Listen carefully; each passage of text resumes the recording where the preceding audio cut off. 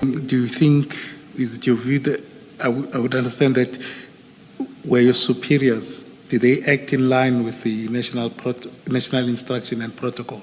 No, definitely not. Definitely not. Okay. No, that's fine. I think that is all on my side.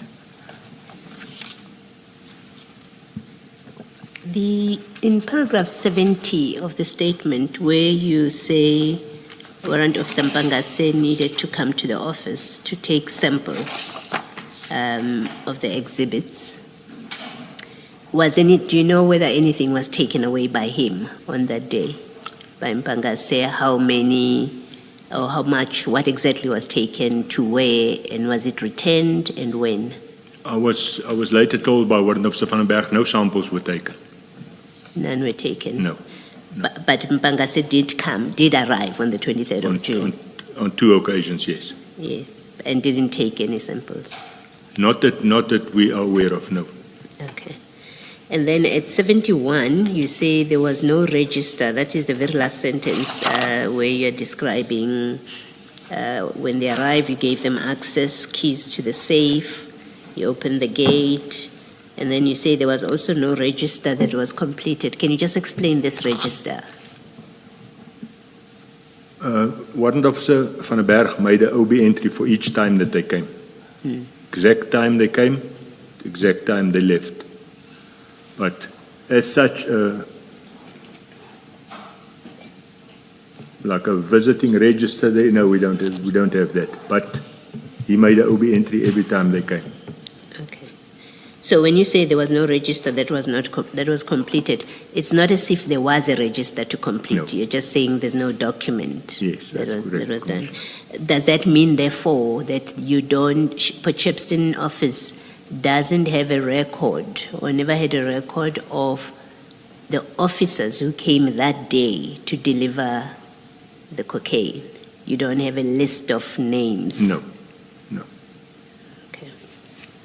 And then in paragraph 72... Serious questions have emerged about the handling of more than 541 kilograms of cocaine, worth an estimated 200 million rand, after explosive testimony before the Madlanga Commission of Inquiry revealed that senior members of the Directorate for Priority Crime Investigation allegedly ignored long-standing warnings about security failures at the Hawks Potchefstroom office before the drugs mysteriously vanished. The revelations came on Thursday during the testimony of the retired Hawks officer, Jacobus Prinsloo, who painted a damning picture of negligence, ignored warnings, and repeated security breaches at the facility where the cocaine was eventually stolen in 2021.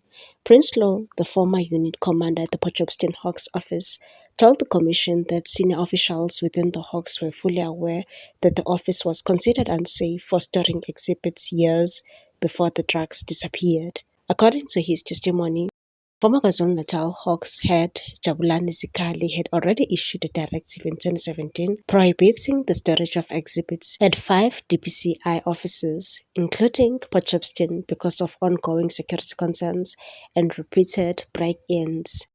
Despite that directive, the massive cocaine consignment seized at Durban Harbour on June 21, 2021 was ultimately moved to Potchefstroom office on the instruction of senior Hawks officials.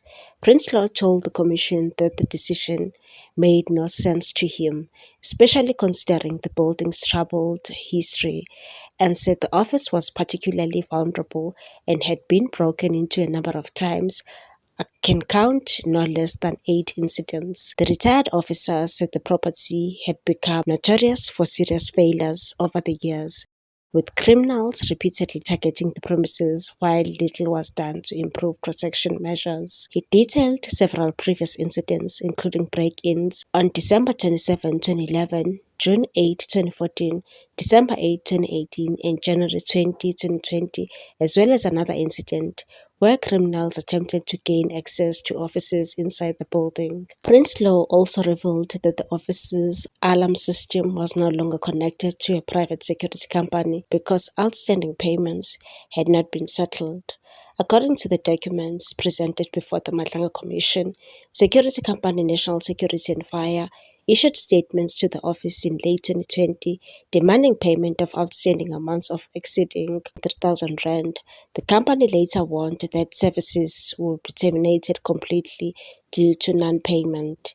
Yet, despite these alarming warnings, the office was still selected as the storage site for one of the largest cocaine seizures in recent South African history. Earlier this week, Hendrik Flynn, the Hawks component head for serious organized crime, testified that after the cocaine shipment was confiscated at Durban Harbour, an officer identified as Warrant Officer Mpangase booked the drugs into the Isipingo police station on June 2022. On June 22, 2021, however, the drugs were checked out again the very same day.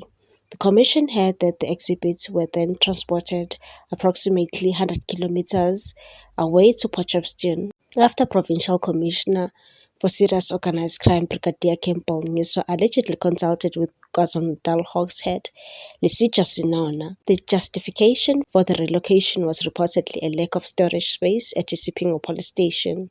Prinsloo questioned this reasoning, telling the commission that there were several police stations within a 20-kilometer radius that could have safely stored the exhibits instead of moving them to what he described as an insecure and vulnerable DPCI office. He said repeated warnings to management about the dangers posed by the officer's poor security infrastructure were ignored, and said nothing had changed. Security was neither upgraded nor enhanced. I found this particularly strange.